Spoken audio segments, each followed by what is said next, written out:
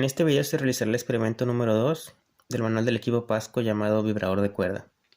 El propósito de este experimento es estudiar cómo la velocidad de la onda en una cuerda vibrante se ve afectada por la fuerza de estiramiento y la frecuencia de la onda. Las ondas en la cuerda se mostrarán mediante las ondas estacionarias.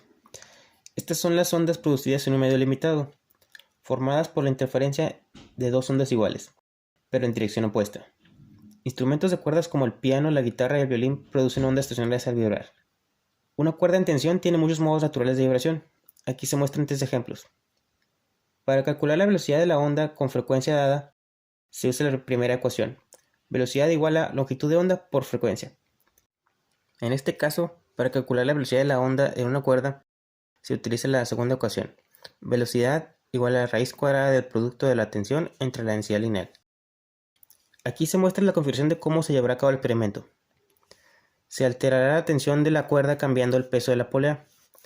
La densidad lineal de la cuerda se consigue dividiendo la masa de la cuerda entre su longitud.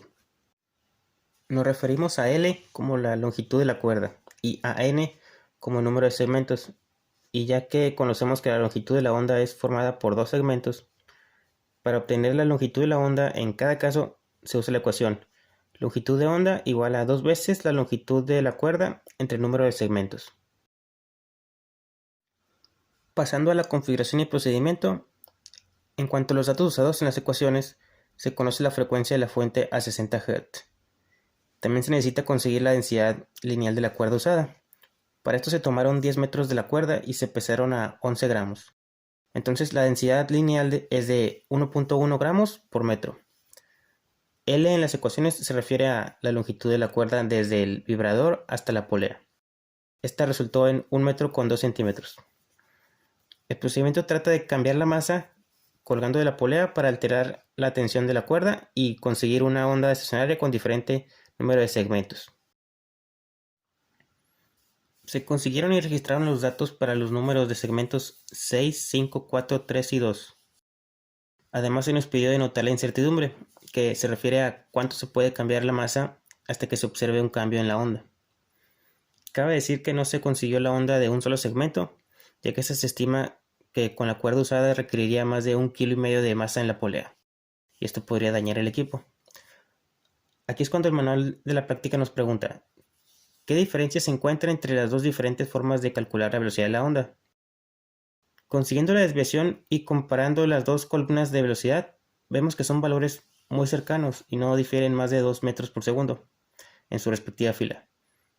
También se nota que el valor de cálculo que usa la densidad siempre es menor.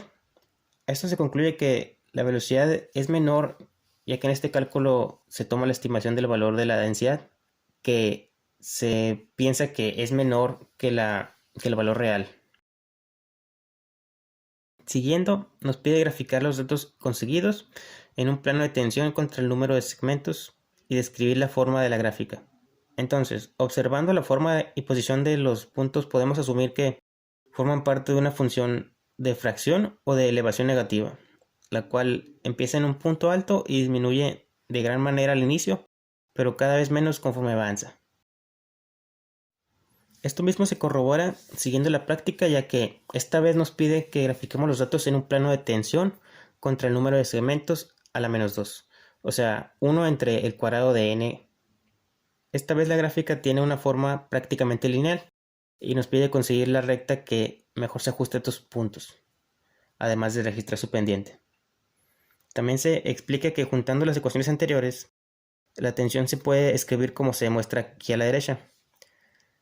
Contrastando con esta misma gráfica, la tensión contra 1 entre n cuadrada, conseguimos los componentes que resultan en la pendiente.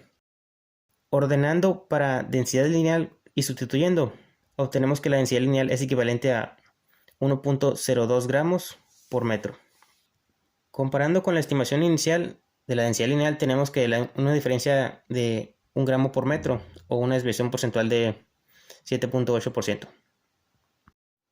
Para finalizar, se nota que para conseguir los diferentes números de segmentos, la relación de tensión en la cuerda es inversamente exponencial al número de segmentos, siendo que para conseguir 5 y 6 segmentos, en este caso se requirió alrededor de 50 gramos.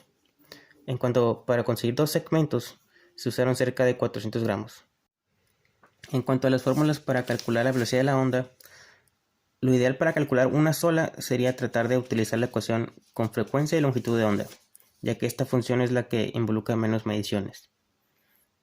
Cuando se tenga que estimar la densidad lineal, se usará la otra fórmula. Habrá que tomar en cuenta, mientras más longitud de cuerda se pese, se tendrá una medida más precisa, y el cálculo de velocidad se acercará a la medida real.